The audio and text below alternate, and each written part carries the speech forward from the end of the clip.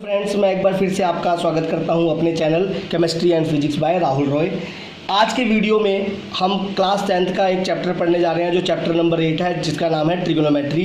तो ज़्यादा टाइम को ना ख़राब करते हुए जल्दी से हम इस चैप्टर के बारे में हम पढ़ते हैं। ट्रिग्नोमेट्री, ट्राई का मतलब है 3, गनो का मतलब है साइड, मेट्री का मतलब होता है एक पर्टिकुलर सिमेट्री में। गनो मतलब जैसे हेक्सागन में 6 साइड होती है, पेंटागन में 5 साइड होती है, उसी तरीके से गनो का मतलब है यहाँ पे साइड। तो 3 साइडें एक पर्टिकुलर शेप में, उसको क्या बोलते हैं? ट्रिग्नोमेट्री। तो 3 साइडों से क्या बनता है? ट्राइंगल। तो इसमें एक पर्टिकुलर शेप का ट्राइंगल यूज़ किया जाता है जिसका नाम है राइट एंगल ट्राइंगल। तब देखिए, एक राइट एंगल ट्राइंगल है ABC, जिसमें राइट एंगल कहाँ है? B पे। तो इसमें जो सबसे बड़ी वाली साइड है, वो हाइपोटेन्यूज होती है। अब एक परपेंडिकुलर होती है और एक दूसरी साइड क्या होती है? बेस। सबसे बड़ी वाली साइड हाइपोटेन्यूज और 2 साइडों में से एक परपेंडिकुलर और एक बेस। कौन सा परपेंडिकुलर होता है, कौन सा बेस होता है, वो बड़ी आसानी से हमें पता लग जाएगा। मान लीजिए जो एंगल है थीटा पे है, याद रखिएगा। मान लीजिए एंगल थीटा जो है ये C पे है। अगर एंगल C पे है तो थीटा के सामने वाला हमेशा क्या रहता है? परपेंडिकुलर, और थीटा के साथ वाला हमेशा क्या रहता है? बेस। इसी तरीके से यही ट्राइंगल अगर हम यहाँ पे दोबारा ड्रॉ करते हैं, यही ट्राइंगल ABC, जिसमें राइट एंगल कहाँ है बच्चे? B पे। अब मान लीजिए जो थीटा जो एंगल है वो पहले C पे था, अब कहाँ चला गया? A पे। अब थीटा A पे चला गया तो थीटा के सामने वाला यानी ये क्या हो गया? परपेंडिकुलर। BC अब क्या हो गया? परपेंडिकुलर, और AB क्या हो गया? बेस।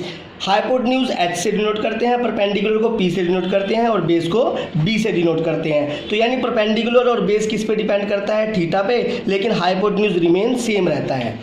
अब आगे हम करते हैं, देखो, रिलेशन बिटवीन ट्रिग्नोमेट्रिक फंक्शन और परपेंडिकुलर हाइट और बेस में। तो सबसे पहले साइन थीटा किसके बराबर होता है? P/H के। कोस थीटा B/H के। टेन थीटा P/B के। साइन थीटा किसका रेसिप्रोकल है? Cosecant theta. तो कोसिकेंट थीटा क्या हो गया? 1/sin theta. तो इसका रेसिप्रोकल है, तो साइन थीटा क्या है? P/H, तो ये क्या हो जाएगा? H/P। वैसी जो कोस थीटा है वो रेसिप्रोकल है सीकेंट थीटा का। तो सीकेंट थीटा क्या हो जाएगा? 1/cos theta. कोस थीटा क्या है? B/H, तो ये क्या हो जाएगा? H/B। इसी तरीके से जो टेन थीटा है वो रेसिप्रोकल है कोट थीटा का। तो कोट थीटा हो गया 1/tan थीटा। टेन थीटा क्या है? P/B, तो ये क्या हो जाएगा? B/P। तो हमारे पास टोटल ट्रिग्नोमेट्रिक रेशियो कितने हैं? 6। लेकिन इसमें से हमें याद कितने करने हैं बच्चे? 3 याद करने हैं। बाकी क्या है? 3 रेसिप्रोकल है, वो बड़े आसानी से याद हो जाएंगे।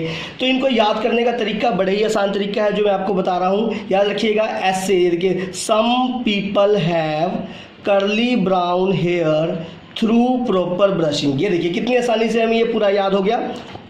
अब याद हो गया तो इसके रेसिप्रोकल भी बड़े आसानी से हम इन रेसिप्रोकल का भी फार्मूला लिख देंगे। चलिए फटाफट हम पहले क्वेश्चन पे आते हैं। If sine theta is equal to 3/5, अगर साइन थीटा 3/5 है तो find the value of other all 5 trigonometric ratio. मतलब टोटल 6 है, 6 में से एक दे दिया है, हमें 5 ट्रिग्नोमेट्रिक रेशियो की वैल्यू निकालनी है। अब हम ध्यान देंगे, अगर 6 के 6 ट्रिग्नोमेट्रिक रेशियो में अगर हम ध्यान देंगे तो इन सब में बस 3 ही चीज़ों का यूज़ है, P, H और B। अगर हमें P, H और B पता लग जाएगा तो हम कोई भी ट्रिग्नोमेट्रिक रेशियो 6 में से निकाल सकते हैं। तो देखिए, जैसे साइन थीटा दिया है 3/5, तो साइन थीटा 3/5, तो साइन थीटा बराबर किसके होता है? हमें बराबर पता है, साइन थीटा P/H के बराबर होता है। तो इसका मतलब P कितना है? 3, H कितना है? 5। P ऊपर वाला, H नीचे वाला।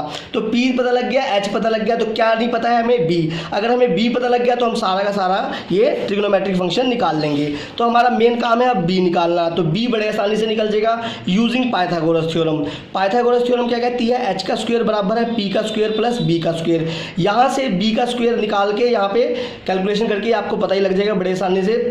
ये प्लस के इधर जाके माइनस करके यहाँ से b is equal to √h² minus p square. यहाँ से h की वैल्यू जो हमें 5 दे रखी है, 5 का स्क्वायर कर देंगे, माइनस p दे रखा है 3, तो 3 का स्क्वायर कर देंगे। तो यहाँ पे सोल्व करके क्या आ गया? √ के बाहर 4। तो b क्या पता लग गया? b मतलब बेस क्या पता लग गया? 4। तो परपेंडिकुलर 3, बेस 4, हाइपोटेन्यूज 5, ये तीनों चीज़ें हमें पता लग गई है। तो कोस थीटा B/H यानी यहाँ से पुट करके 4/5, tan theta P/P, P/B 3/4, cosecant theta H/P 5/3, secant theta H/B 5/4। वैसे कोट थीटा B/P, तो B कितना है? 4, और P कितना है अपना? 3। इस तरीके से निकल गया। तो अब हम नेक्स्ट क्वेश्चन की तरफ आते हैं। अगला क्वेश्चन है बच्चे, इफ मान लीजिए अगर आपके पास क्वेश्चन में दिया हुआ है 3 cos थीटा 1 है तो find the all trigonometric ratio, मतलब 1 दे दिया 5 और निकालना है, उसी तरीके का सेम क्वेश्चन है, बड़े आसानी से कर देंगे। इसमें क्या है 3 जो इधर मल्टीप्लाई में है इधर जाके किस में हो जाएगा बच्चे डिवाइड में, तो cos थीटा क्या हो जाएगा 1/3। तो cos थीटा किसके बराबर होता है b/h के, तो यानी ऊपर वाला b है तो ऊपर वाला b कितना है 1, h क्या है 3, तो b1 हो गया h 3 हो गया, तो p निकाल लेंगे पाइथागोरस थ्योरम लगा के, तो p की वैल्यू यहाँ से हमारे पास क्या आ गई 2√2, आप देख लीजिएगा मैं पे सोल्व करके दिखाया हुआ है। तो p की वैल्यू 2√2 आ गई, तो हमें h भी पता लग गया, h भी पता है, b भी पता है, p हमने निकाल दिया, तो ये हम 5 के 5 ट्रिग्नोमेट्रिक रेशियो बड़े ही आसानी से h p और b का यूज करके निकाल देंगे। अब हमारे पास नेक्स्ट क्वेश्चन आता है बच्चे, कहता है in a right angle triangle PQR, एक राइट एंगल ट्राइंगल PQR में right angle at Q, right angle बच्चे कहाँ पे है देखिए Q पे, अगर PQ दिया है 5, QR दिया है 12, तो हमें निकालना है साइन P, साइन R, कोस P, टेन R। तो सबसे पहले हमारे पास दो चीज़ें पता है, अपना एक हो गया 5 और एक हो गया 12, तो हाइपोटेन्यूज हम कैसे निकाल लेंगे पाइथागोरस थ्योरम लगा के, तो h बराबर √5p का स्क्वायर यानी 5 का स्क्वायर प्लस b का स्क्वायर 12 का स्क्वायर, यहाँ पे सोल्व करके h हमारे पास आ गया 13 बच्चे, यहाँ पे मैंने सॉल्यूशन दिया हुआ है आप देख लीजिएगा। h हमारे पास 13 आ गया, तो यहाँ पे हाइपोटेन्यूज हमारे पास 13 हो गया। अब हाइपोटेन्यूज 13 हो गया, अब पहले देख लेंगे p वाले निकाल लेंगे सारे, फिर निकाल लेंगे r वाले।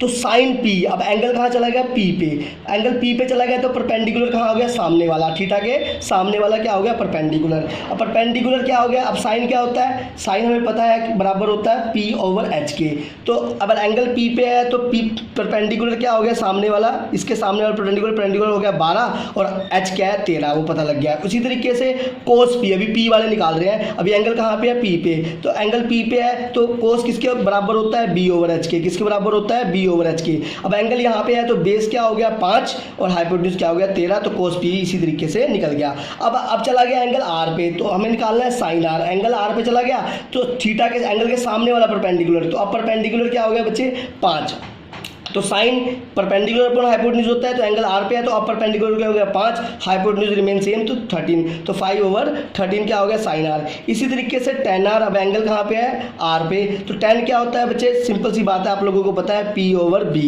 तो टेन परपेंडिकुलर यहाँ पे एंगल r पे है तो परपेंडिकुलर क्या हो गया 5 और बेस क्या हो गया 12, तो 5/12 तो क्या आ गया 10 की वैल्यू आ गई। इसी तरीके से हम नेक्स्ट क्वेश्चन की तरफ चलते हैं।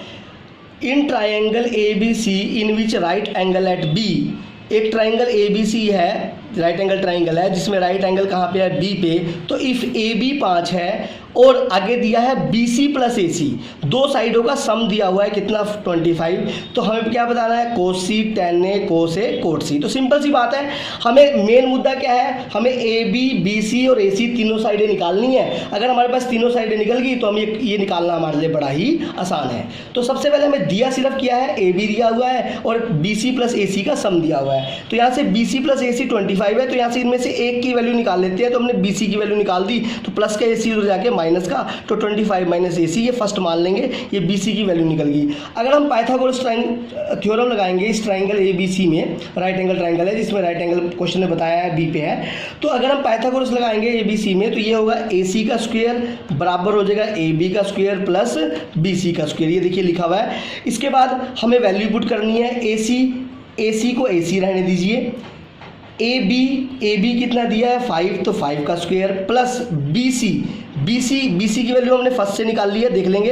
तो BC की वैल्यू क्या है 25 माइनस AC का क्या कर देंगे स्क्वायर, क्योंकि BC का क्या है स्क्वायर, यहाँ लिख देंगे फ्रॉम फर्स्ट, क्योंकि हम ये वैल्यू BC की फर्स्ट से भर रहे हैं। इसी तरीके से हम आगे इसको सोल्व कर देंगे, तो AC स्क्वायर रहेगा, 5 का स्क्वायर 25 हो जाएगा, A माइनस बी, यहाँ पे A माइनस बी का whole square A square plus B square minus 2AB कर दिया। तो इसको जब हम सोल्व करेंगे तो यहाँ देखिएगा बच्चे AC स्क्वायर से AC स्क्वायर कैंसिल हो जाएगा, प्लस के इधर आगे माइनस का होगा, तो यहाँ पे क्या रह जाएगा फिर 0, यहाँ पे क्या रहेगा 25 का स्क्वायर 625, 25 2 जा 50, ये साथ में क्या रहेगा AC। अब आगे नेक्स्ट करते हैं, देख लेंगे, ध्यान दीजिएगा बच्चे। आगे क्या है बच्चे, देख लीजिए यहाँ पे हमारे पास 0 इक्वल टू 25, 625 और 25 कितना हो गया 650। ये देखिए 0, ध्यान दीजिएगा 0, यहाँ पे लिख दिया मैंने 625 प्लस 25 650, और ये रहेगा -50 AC, तो इधर लिख दिया मैंने -50 AC। अब -50 AC इधर माइनस का इधर जाके प्लस का, तो प्लस का 50 AC किसके बराबर हो गया 650 के। AC की वैल्यू यहाँ पे 50 नीचे आ गया, डिवाइड करके सोल्व करके कितनी आ गई 13। अब AC की वैल्यू 13 आ गई। अब इस AC की वैल्यू कहाँ पुट करेंगे, फर्स्ट में। ये वही फर्स्ट वाली इक्वेशन है जो हमने ऊपर रखी थी, BC इक्वल टू 25 - AC। तो यहाँ पे AC की वैल्यू पुट करके फर्स्ट में किसकी निकाल लेंगे, BC की। तो इसी तरह फर्स्ट में हमने AC की जगह क्या भर दिया 13, तो BC कितना आ गया 12। अब हमारे पास देखिए AB है 5, BC कितना आ गया 12 और AC कितना आ गया 13। तो हमें बस तीनों चीज़ें पता लग गई, हम बड़े आसानी से अब निकाल लेंगे। हमें अगर कोट C निकालना है तो एंगल कहाँ चला गया C पे, तो सॉरी कोस C निकालना है तो एंगल कहाँ पे चला गया C पे। तो कोस क्या होता है बच्चे, B/H। तो B एंगल C पे है, तो B क्या है 12 और H क्या है 13, तो 12/13 क्या आ गया कोस C। इसी तरीके से tan निकालना है, tan A। अब एंगल कहाँ चला गया, tan वैसे होता है क्या है P/B। अब एंगल A पे चला गया, अब एंगल A पे चला गया तो परपेंडिकुलर एंगल के सामने वाला यानी 12 और बेस क्या हो गया 7 वाला, तो वैसे 12/5 क्या हो गया tan A। वैसे ही कोसिकेंट A भी बड़े आसानी से निकाल लेंगे। कोसिकेंट A किसका रेसिप्रोकल होगा, sin A का। तो कोसिकेंट क्या होता है H/P। तो ध्यान दीजिएगा, अब एंगल A पे है तो H तो 13 है, तो 13 ही रहेगा। अब P की बात करते हैं तो एंगल A के सामने वाला परपेंडिकुलर होगा, तो परपेंडिकुलर क्या होगा 12। इसी तरीके से आप कोट C भी निकाल लेंगे।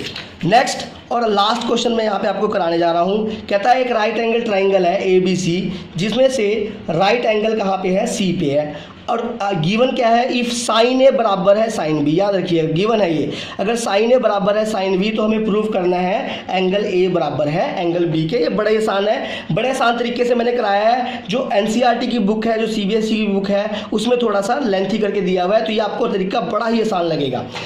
देख लीजिए, अब हमारे को ABC राइट एंगल ट्राइंगल दिया है, जिसमें राइट एंगल बच्चे कहाँ पे है, C पे है। अब हमें दिया है गिवन क्या है, sin A बराबर sin B।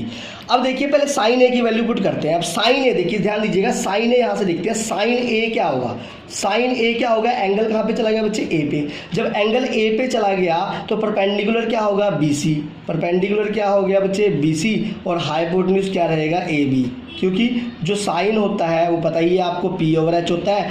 तो वैसे ही अब साइन B निकालना है, तो साइन B निकालना है, तो ध्यान दीजिएगा बच्चे साइन B, तो साइन B में एंगल कहाँ चला गया B पे। अब एंगल B पे चला गया तो परपेंडिकुलर क्या हो गया AC, तो साइन क्या होता है P यानी परपेंडिकुलर AC, और H क्या है, H रिमेन सेम रहेगा AB। अब वैसे ही साइन A की वैल्यू यहाँ से BC/AB यहाँ पुट कर देंगे, और साइन B की वैल्यू AC/AB यहाँ से पुट कर देंगे। तो इससे क्या हुआ, AB से AB कैंसिल हो गया, तो क्या रह गया BC बराबर AC। अब इस ट्राइंगल ABC में ध्यान दीजिएगा, BC जो है BC बराबर हो गया AC के। अब BC जब बराबर हो गया AC के, तो हम एक 9th में एक थ्योरम पढ़ते थे कि angle opposite to equal sides are equal, यानी किसी ट्राइंगल में दो इक्वल साइड्स के अपोजिट वाले एंगल भी क्या होते हैं, इक्वल होते हैं। तो हमने यहाँ पे क्या प्रूव कर दिया, AC बराबर BC के इक्वल प्रूव कर दिया। तो इसी तरीके से इनके अपोजिट वाले एंगल यानी एंगल A एंगल B के बराबर होगा। तो आशा करता हूँ ये ट्रिग्नोमेट्री का हमारा पार्ट 1 था। इसमें आप पहली एक्सरसाइज के एग्जाम्पल के सहित सारे क्वेश्चन बड़े ही आसानी से कर लेंगे। अगर फिर भी आपको कोई दिक्कत आती है तो कमेंट में ज़रूर बताइएगा। हम जल्द ही एक और वीडियो इसका सेकंड पार्ट लेके हाजिर होंगे। धन्यवाद।